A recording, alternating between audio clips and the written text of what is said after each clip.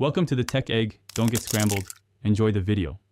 In this video, I will explain how to play Nintendo Switch, PlayStation 5, and Xbox on your iPad. First, ensure your iPad has a strong, stable Wi-Fi connection, ideally 5 GHz, for optimal streaming performance.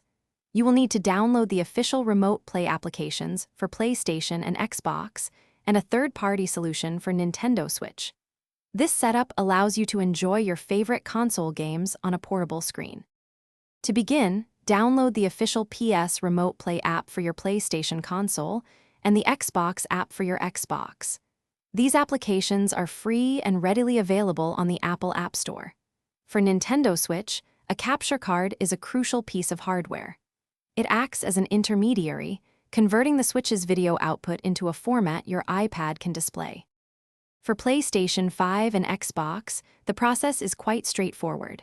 First, pair your console's wireless controller, like the DualSense or Xbox wireless controller, directly to your iPad using Bluetooth. Then, launch the PS Remote Play or Xbox app, sign in with your account, and select your console. Your console should be powered on or in rest mode for a successful connection. Playing Nintendo Switch on your iPad involves a capture card. Connect your Switch dock to the capture card with an HDMI cable. Then, connect the capture card to your iPad using a USB-C adapter. You'll need a third-party app, often provided by the capture card manufacturer, to display the video feed. This setup transforms your iPad into a portable screen for your favorite Nintendo games.